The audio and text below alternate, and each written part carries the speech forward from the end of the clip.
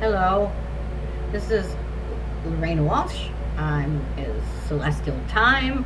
I'm the Old Sage, and I'm going to begin a tarot explanation class. I'm going to be doing 5 cards a day, and we'll be talking about just practical, down to earth. I'm a pragmatist. Practical, down to earth meanings of what these cards mean and how you can use them, and then again, how you can put them in relationship to other cards. But first, we're going to go through all of the cards, the lower arcana cards, and then we're going to put them together because the lower arcana is basically the same as working with a deck of playing cards. Um, we want to do that first, and then we'll go into the upper arcana, the higher arcana, which is about major events that happen in life. But first, let's get the minor things, let's get the everyday things, because they are what really flesh out a reading. So we're going to start with wands, because a wand is a card that is full of opportunity. A wand is the card that says, I can. Can happen. You can create this. You can make it so. And all the aces are the beginning of a new thought, a new idea, a new creative effort, whether it be wands is creative fire, creative energy, swords is creative ideas, and because swords are your thoughts and your words, and pentacles is about creating or making material things, money or health, and then cups is about emotional satisfaction and making things happen emotionally. We're going to start with wands because, of course, let's start with creativity. So the ace of wands, the first of the wand, that is a card that happens when you're beginning, when you just had a inspiration, or there's been somebody comes up to you and says, why don't you do this? Here's an opportunity to do this or that. If you were going to win the lottery, it would probably be a higher arcana card. It wouldn't be a pip card. These are so-called pip cards in the old school, and I'm an old school pragmatist. I teach with down to earth, as I said, practicality. So here you go. God has given you, and God's in a hand coming out of the clouds there.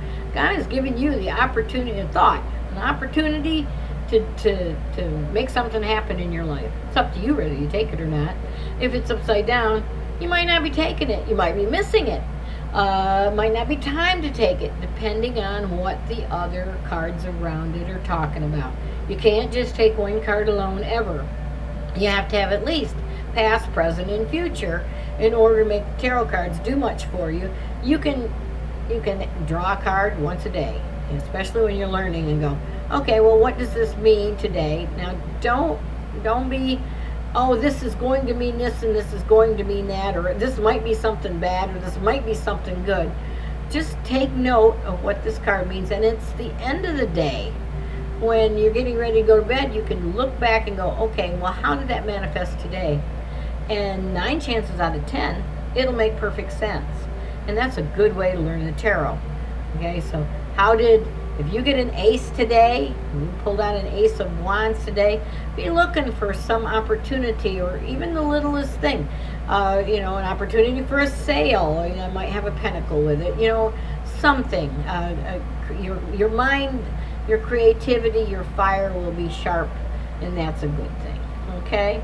Now, 2, when you get a 2 of any suit, but this is a 2 of wands, see this guy here, he's got the world, he's hanging on the world, he's looking out and going, well, is it time to do any more? Shall I move forward with this? Yeah, that was great, but what now? In order to move forward, I have to get out of my comfort zone a little bit, because I got this one figured out. I got these ideas. Now let's treat and move your feet is what we call it in science of mind. In other words, you can come up with a prayer or an idea, but then you probably have to do something besides sit in your rocking chair and expect it to show up in your life. And that happens if it's meant to. But chances are in everyday life, now it's time to get out of bed and go and start to apply some physical energy to what it is you're doing, especially creative energy. If you want to make pottery, you probably have to go sit in front of a wheel, And in order to do that, you have to change your space. So you have to put something down to get something else to move. Also with this, you may have, gone through the 1 through 10 in a cycle of your life, and then you're back at 2 going, oh, all right, well, I changed that. Now should I do more, or should I stand pat? And that's how kind of goes. And when it's upside down, that just simply negates some of the energy, and it leans more towards standing pat than it does pushing right now. If you had a rope, don't push it. Okay? So that's number 2 in a wand. Number 3 in the wand is, here's this guy, and he's standing there, and he's looking out and surveying all that he's done. Okay? And depending on what's around it, I know you're going to hear that all the time.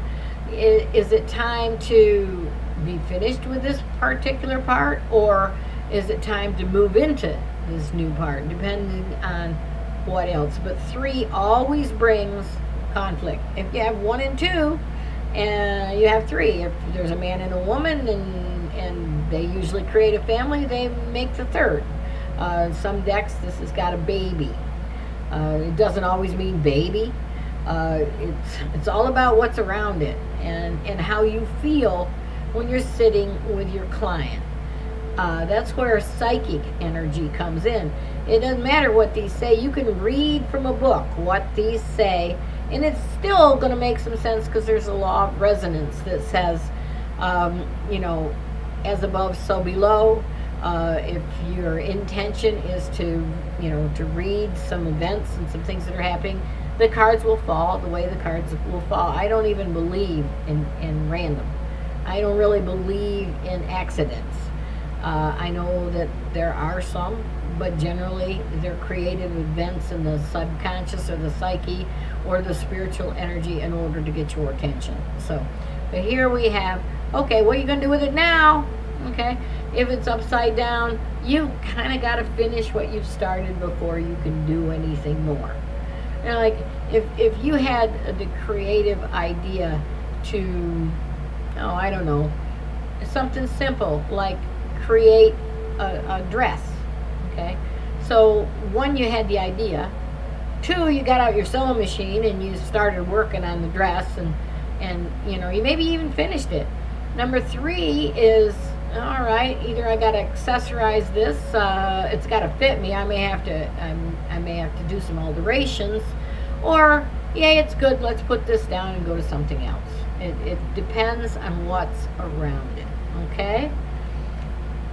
Number 4, I call this the crazy mixed up great big happy family card, because in a family, everybody's got an opinion, and everybody's got energy, and their energy's all getting together, and sometimes those energies conflict, sometimes they just make for happiness. I call this, if you had a wedding, if you had a graduation, you know how all the aunts and the uncles and everybody gets together, and sometimes there's fights and sometimes they're not, but everybody really loves each other. There's just almost too much energy.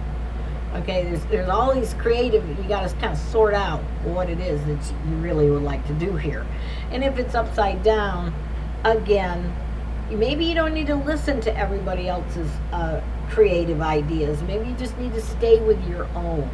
Okay, so the staying with your own energy a little bit more, and with whatever it is that the spread is about. You'll notice in a spread, you'll either get a predominance of wands or pentacles or love cards, and 99.9/10% of the time, that's going to relate to what's going on in the person's life at that time, and all of the cards kind of go with that theme. Okay. Now, number 5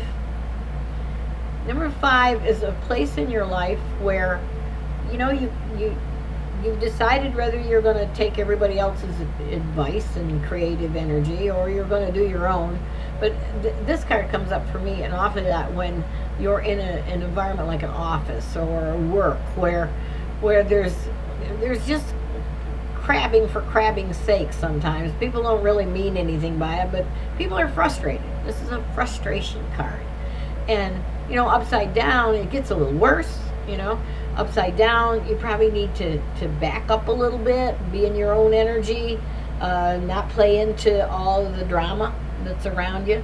It's not a really bad drama. It's just if you try to fix it, help it, satisfy it, listen to it, you're going to get it on you, is what I call it. In other words, you're going to get other people's drama, and it kind of stirs your life up. If you have nothing in your life going on, maybe you need a little stirring up, but generally this card is about, okay, what do you want to do now?